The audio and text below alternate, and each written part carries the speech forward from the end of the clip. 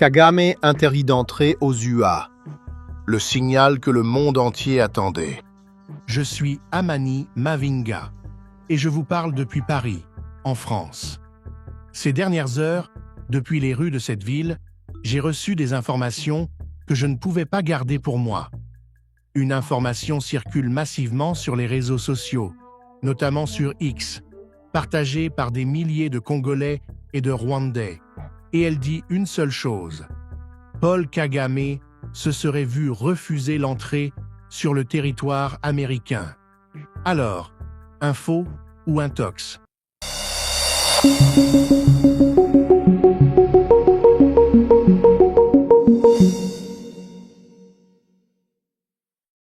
Ce qui est certain, c'est que cette rumeur ne sort pas du néant. Elle fait écho à une réalité diplomatique brutale que Washington ne cache plus. Depuis mars 2026, le département d'État américain a multiplié les restrictions de visa et le Trésor a placé plusieurs hauts responsables de la Rwanda Defense Force sous sanction. Aujourd'hui, que le refus de visa pour Paul Kagame soit déjà acté ou qu'il s'agisse d'un signal informel, le message est clair. Washington lui a fermé la porte. Kagame devait se rendre aux États-Unis, Texas, Caroline du Nord. Des destinations qui, pour lui, ont toujours été des espaces de confort, des événements privés, des cercles d'influence, des réseaux soigneusement tissés depuis des décennies. Et là, Washington a changé de ton. Soit en restreignant l'accès, soit, et c'est peut-être encore plus humiliant, en lui signifiant que la protection diplomatique habituelle n'est plus garantie. Laissez ça rentrer. Ici, sur Africa Flashes, on ne fait pas dans la dramaturgie gratuite, mais cette séquence est dramatique, objectivement parlant, parce que voir l'entourage d'un chef d'État en exercice ainsi ciblé, c'est un acte d'une rare gravité. C'est un message adressé non seulement à Kigali, mais aussi à toute la région, à tout le monde qui regardait en se demandant « Est-ce que les Américains vont continuer à couvrir Kigali malgré les rapports onusiens ?» La réponse, aujourd'hui, semble être non. Attendez, il faut comprendre ce que ça représente, historiquement. Kagame a bâti toute sa légitimité internationale sur une relation privilégiée avec les Occidentaux, Washington en tête.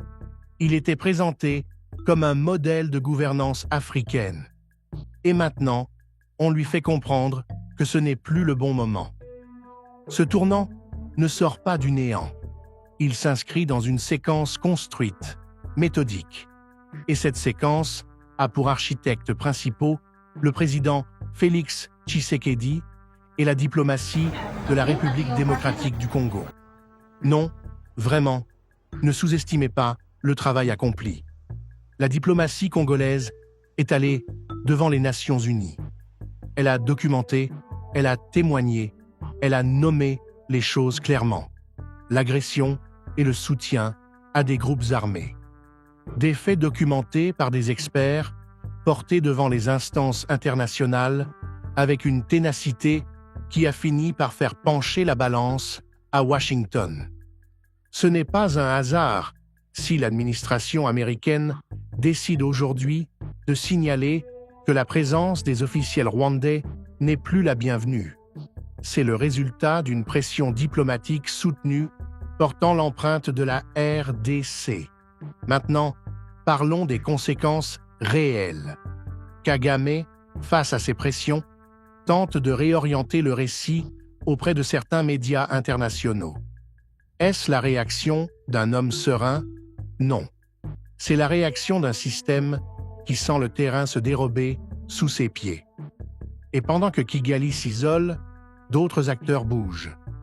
On entend que Joseph Kabila tente de récupérer des espaces dans l'ombre, mais le véritable changement se fait sur le terrain. La FARDC est dans une dynamique de reconquête de sa souveraineté. Même ici à Paris, l'ombre de ce dossier plane.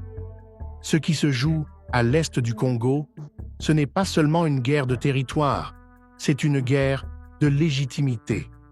Et quand Washington coupe le signal, même partiellement, même symboliquement, les équilibres changent radicalement. Retenez ceci, entre les sanctions confirmées et les rumeurs de visas refusés qui enflamment la toile, le rideau tombe. Kagame n'est pas un dieu, et les intérêts géopolitiques sont froids. Ceux qui ne servent plus la stabilité finissent par être écartés. Ici, sur Africa Flashes, on continuera à suivre les rapports officiels et les mouvements de coulisses. Parce que vous méritez une analyse réelle, pas seulement des titres de réseaux sociaux. Et vous, qu'est-ce que vous pensez? Si les États-Unis maintiennent cette pression maximale sur Kigali, est-ce que ça peut réellement mettre fin définitivement à la guerre à l'est du Congo? Dites-le moi dans les commentaires.